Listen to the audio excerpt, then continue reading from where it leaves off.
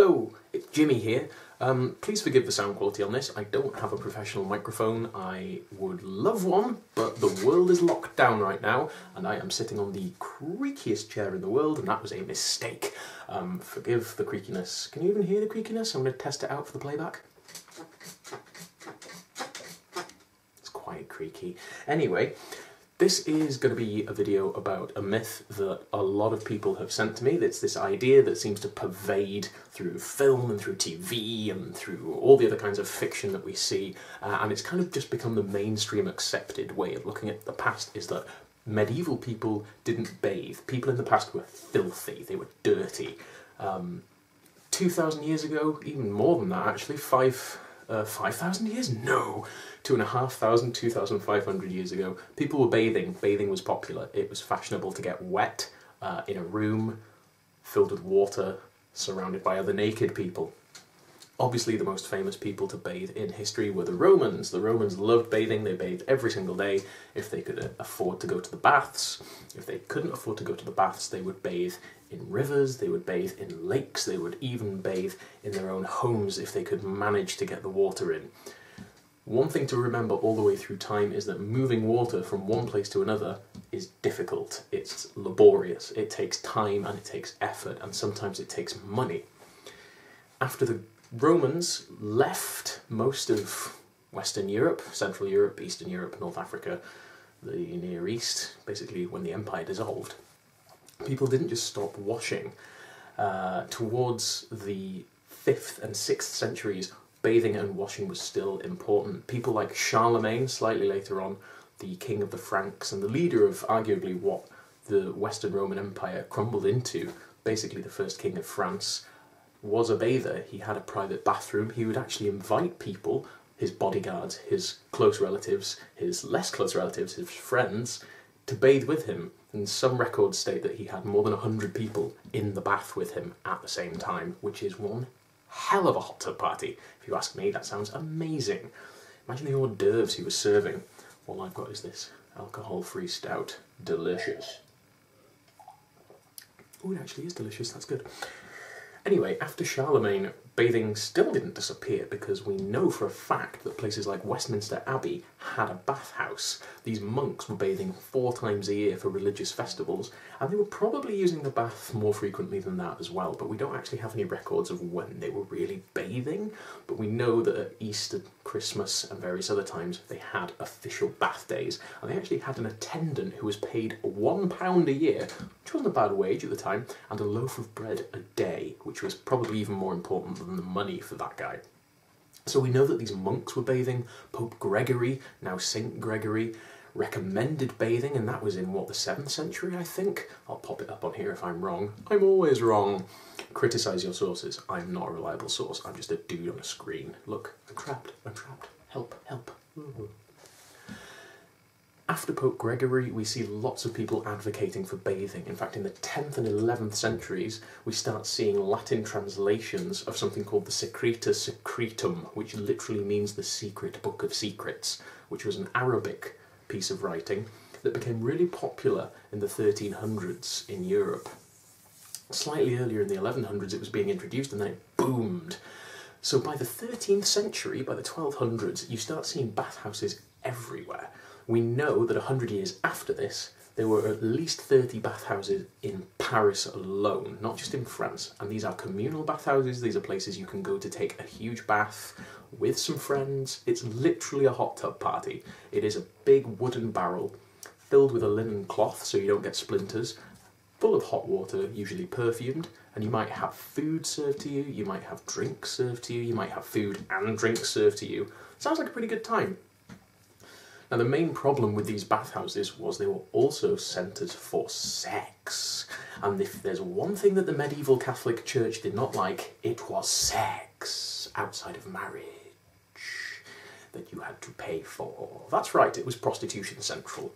So lots of people having sex, shagging in the bathhouses, not ideal, so the church tried to do their best to ban them, which failed miserably, and for the next 400 years there were bathhouses all over the shop.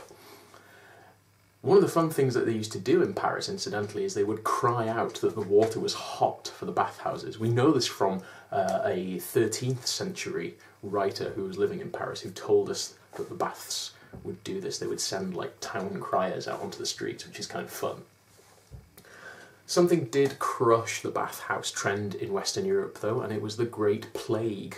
In the 16th century, Erasmus, who's a Dutch writer, he's really interesting, he's got some amazing snippets about daily life, go and look him up. In 1526 he tells us that in Brabant, in the Netherlands, 15 years before there was a bathhouse on every corner, and now the Great Plague has taught us differently.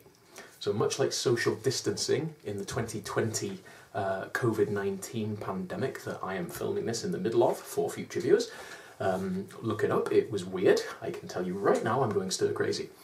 They were social distancing, they were not gathering in big groups, people were coughing and spluttering and feeling ill, and there was this pervading idea that you could get ill through miasma, this cloud of disease that just sort of was.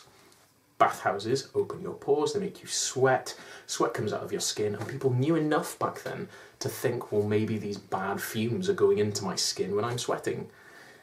It's complete bollocks, obviously, but that's what they were thinking at the time. So bathhouses collapsed in the 16th century, but not everywhere. One of the main things to remember is when we talk about people not bathing, it's a really small section of time in a really small part of the world. So this is Western Europe, okay? In Russia, in Scandinavia, in Eastern Europe, bathhouses are still open. Especially in Scandinavia and Northern Russia, we have people taking the hot bath and then the cold dip, which they still do now, and it's interesting as an experience, I can tell you that. In North and South America and Central America, I beg your pardon, people are bathing daily, every day. So we know that the Inca and the Maya were bathing. We know especially that the Wampanoag in North America, in what's now Virginia, I believe, were bathing daily in streams and rivers because 19th century explorers and settlers tell us that, 18th century settlers tell us that, and 17th century settlers tell us that as well. So they encountered these people with completely different ideals. In Japan, people had been bathing in bathhouses since, I think, about 500 AD, after Buddhism arrived from China, where they were already bathing. And there were mixed hot bathing houses in Japan till the 1840s. So this is, you know, what, 1300 years of people having baths together? So how long did people not bathe for in Europe? Well, they didn't bathe for about 150 years. By the mid-18th century, the 1700s, baths were starting to be popular again because doctors were writing about how good they could be for your health. You go and take these magic mineral waters and they heal you, they rebalance your humours.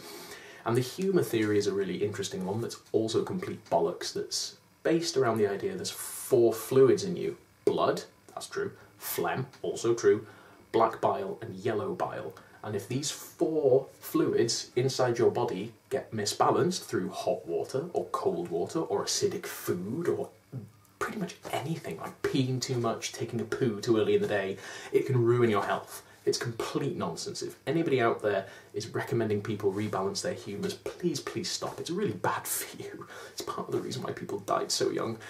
Anyway, Queen Caroline in Britain was responsible for making bathing fashionable again. She arrived here in 1714. She bathed in perfumed oils, rose water, ass's milk, just like Cleopatra 2,000 years earlier. And basically, bathing was popular again by the middle of the 18th century. Not hugely fashionable. People were still relying on linen clothes, linen underclothes to get rid of their sweat. And it really works. Linen is a wicking material, so it takes moisture from your skin and stores it. If you get rid of that linen shirt and put a dry, clean linen shirt, you don't stink much. So in the 16th, 17th and 18th century, linen underclothes basically served as your way of bathing your body. You'd wash your hands, you'd wash your face. If you were out in the fields or you worked somewhere really dirty in the sewers or in an abattoir, of course you'd have a wash. Of course you washed blood and puke and feces off you. People never actually thought it was okay to be covered in filth. People didn't like the smell of sweat, the smell of cow dung, of feces, of puke, of blood, of guts everywhere. It's not good, it's not nice. It attracts flies and vermin that we have a natural disgust for. So, people in the past were dirty. Well, yeah, maybe by today's standards, where an average of people wash by shower or bath at least once a day. But by the standards of 100 years ago, medieval people weren't really that dirty. They bathed semi-regularly, they washed their hands and faces, they even cleaned their teeth, not that they needed to as much as we do. Sugar's bad for your teeth, kids. So, there you have it.